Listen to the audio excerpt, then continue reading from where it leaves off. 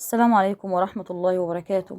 اللهم صل وسلم وزد وبارك على سيدنا محمد وعلى آله وصحبه أجمعين. اللهم لك الحمد على كل حال. أنا ما نزلتش فيديوهات بقالي كتير جدا وما كنتش عايزة أنزل بصراحة، وما كانش ليا مزاج لأي حاجة. بعد ما كنت متحمسة جدا للقناة بيحصل لي يعني شوية حاجات كده ورا بعضيها. يعني كنت الأول كلكم كنتوا عارفين إن القناة كانت متفعلة والحمد لله كانت واقفة على القبض، بس يعني كل حاجة كانت متفعلة فيها، يعني كان واقف ان انا اقبض منها بس. لكن ربنا ما قدرش، وقفت فترة، فالحمد لله رب العالمين رجعت لنقطة الصفر تاني. فقلت خلاص يلا حماس وتشجيع واكمل، والله المستعان واقدر اقف تاني اذا كان ربنا مقدر لي من وراها رزق وخير، وانا راضية بكل حاجة الحمد لله. آه كملتش فيها كتير، وكلكم او معظمكم عارف ان انا عملنا حادثة انا وعبد الله ابني الصغير. بس الحمد لله انا ما كانش عندي اصابات يعني مرئية وكده، او ما كانش عندي اصابات تقدر تعوق حركتي في اي حاجة، لكن هو الحمد لله رب العالمين. انا كنت عاملة فيديو قبل ما عبد الله يعمل الحادثة ب3 ايام، كنت مصورة بره وانا بشتري له حاجة المدارس نفسها. بس الحمد لله الحمد لله رب العالمين، هو لا راح مدارس ولا حتى استخدم الحاجات اللي جابها في المدارس، لا شنط ولا كوتشيات ولا اي حاجة خالص. قدر الله ما شاء فعل. قبل ما اروح شغلي كده بحاول اوضب مطبخي واعمل اكلي. بعمل له مثلا، مش دايما، هو دايما عشان هو عنده كسور مضاعفة في رجليه وعامل عمليات. طبعا محتاج لبن، بيض، اسماك كتير، حاجات ديت كلها عشان بتشتغل على التئام العظم مرة تانية زي الدكاترة ما قالوا لنا وكده. فانا دايما مثلا ايه، يا لبن يا بيض، يا اما جوافة باللبن، موز باللبن، بحيث ان هو ايه حاجة تقدر تعوض وما يزهقش.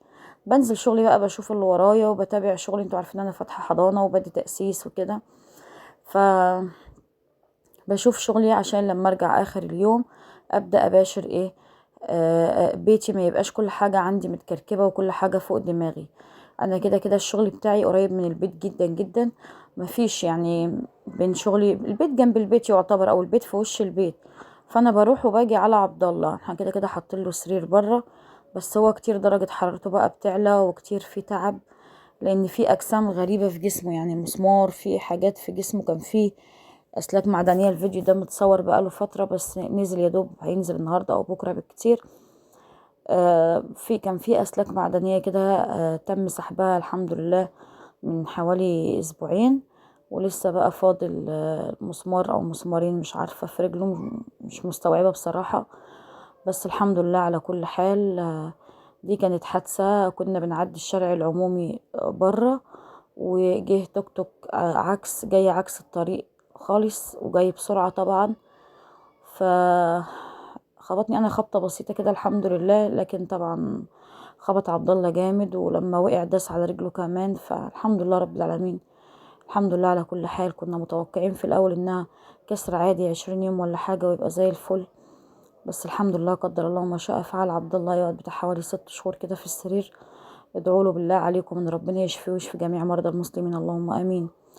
ده الفيديو ده على فكرة كان قبل الحادثة، بحوالي 3 ايام، يعني قبل المدارس باسبوع.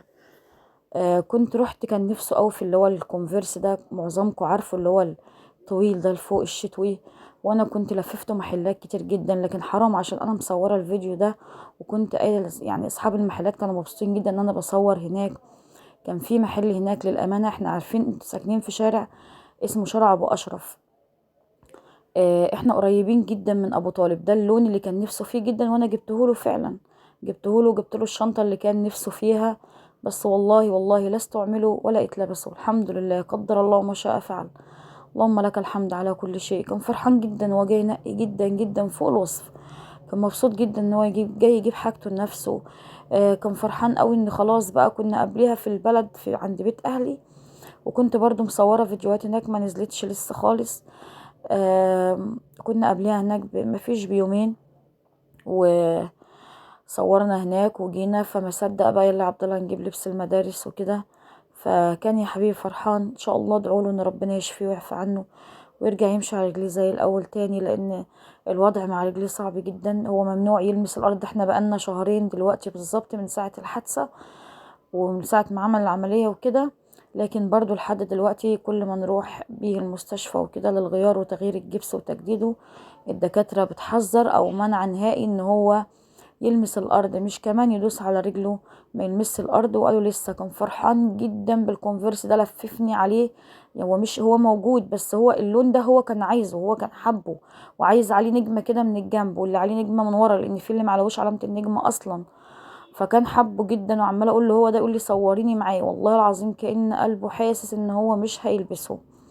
بس الحمد لله على كل حال. المحل ده على فكرة فيه اسمه جنة، موجود في شارع ابو طالب. شارع ابو طالب ده يا جماعة كبير قوي قوي قوي، في محلات كتيرة قوي، وفي موديلات حلوة قوي، وفي حاجات جميلة جدا. بس انا لاحظت ان الكوتشيات او الشوزات هنا والاحذية الحريمي بصراحة تحفة وروعة، والجلد بتاعها خامته حلوة قوي ما شاء الله، جميل. لا جميل بصراحة، عجبني قوي. انا خدت فيه لفة كده بسيطة، ورحنا برضو اشترينا له الشنطة، ورجعت بقى ايه، رجعنا البيت كنا فرحانين. بس الحمد لله رب العالمين. ده كان جزء من الفيديو اللي هو قبل الحادثة على طول. فقلت للأمانة بما اني مصوراه ينزل عادي واتفرجوا. انتوا عارفين ان شارع ابو طالب ده عندنا في دار السلام مليان محلات كتيرة جدا.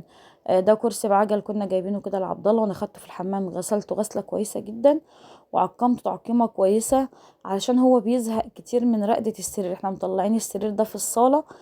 هو اصلا ما كانش موجود في الصاله، كان الانتريه بس، وانا الشقه بتاعتي صغيره. بس احنا طلعناه اضطراريا عشان لما يقوم كده من النوم يبقى جنبه الريموتات، جنبه التابلت، جنبه قدامه الشاشه، فيقدر يعيش حياته، مش لسه هيبقى قاعد محبوس في اوضه جوه.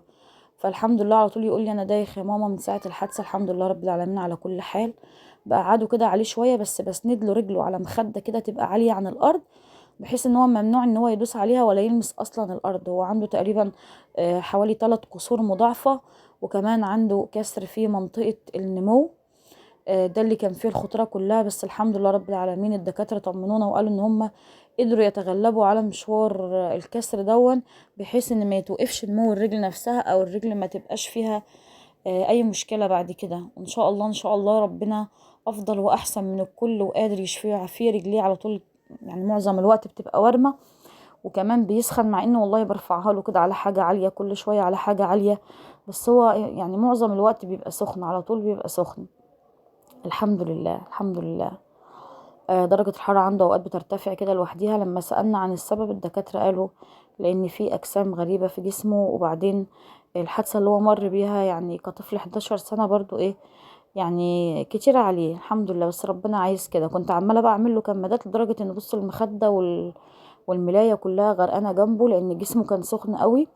بقعد اعمل له كده كمادات كتير على جسمه، وعلشان انزل برضو درجة الحرارة مع الخافض نفسه اللي انا بديهوله. بنبدل مثلا بروفين، او على حسب الدكتور ما بيحدد نوع العلاج، وبقيس درجة الحرارة. بس قلت المية مخلة على طول برضو بتنجز معايا، وبتسرع معايا في مشوار انخفاض الحرارة ده. ندعي له بقى، نقول اللهم رب الناس أذهب الباس، اشفي أنت الشافي، شفاء لا يغادر سقما، شفاء عاجلا غير آجل. اللهم آمين اللهم آمين اللهم آمين. قدر الله ما شاء فعل، قدر الله ما شاء فعل. أكتر سنة حزين عليها إن هو ما راحش، لأن كانت سنة 6، وكان آخر سنة ليه مع أصحابه يعني اللي هم ابتدائي، فكان نفسه أوي متحمس ليها، وكان دايما يا ماما والله والله يا ماما إن شاء الله هطلع بمركز السنة دي، إن شاء الله هطلع بمركز وهتكرم. وهو الحمد لله رب العالمين مستواه مش وحش خالص. بس الحمد لله هو نصيبه. عبد الله على فكرة مع كل دخلة مدارس لازم يحصل له حاجة، وفي رجله تتعب، يجيله التهابات مثلا في الرباط الصليبي، حاجة تحصل مع انه مش بيلعب كورة ولا اي حاجة.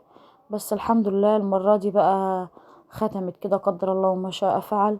درجة الحرارة لما بتعلى عنده او بيتعب بيبقى مش قادر اصلا يتكلم، وعلى طول بيبقى قاعد عمال يشتكي.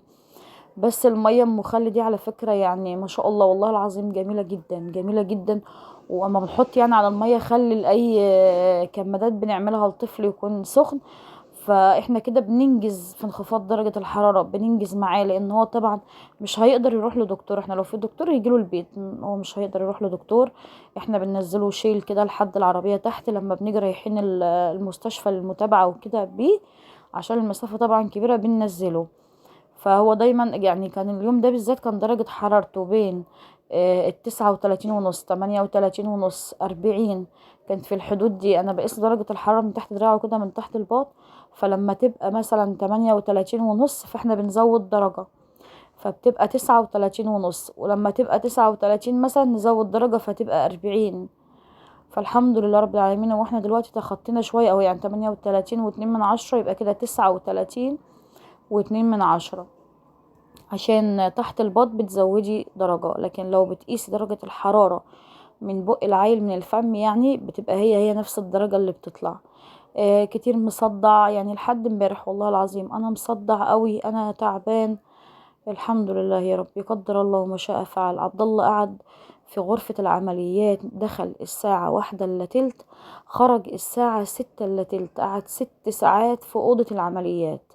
والله كل ما يخطر على بالنا جه. أنا عن نفسي كل شيء وحش، كل حاجة تقلق، كل حاجة تخوف كانت في بالي، كانت موجودة في بالي وبتدور في ذهني وبتدور في بالي. وما كنتش متخيلة ان حادثة توك توك، يعني هي في الاول وفي الاخر اسمها حادثة توك توك، تعمل فيه كل ده كده وتبهدله. الفيديوهات حتى اللي انا منزلها الاول باين رجليه الكسر كان عامل ازاي، يعني الكسور كانت فظيعة بصراحة. لحد ما اموت مش هقدر انسى الحادثة دي، لحد ما اموت. في شريط كده ماشي قدام عيني وماشي في دماغي.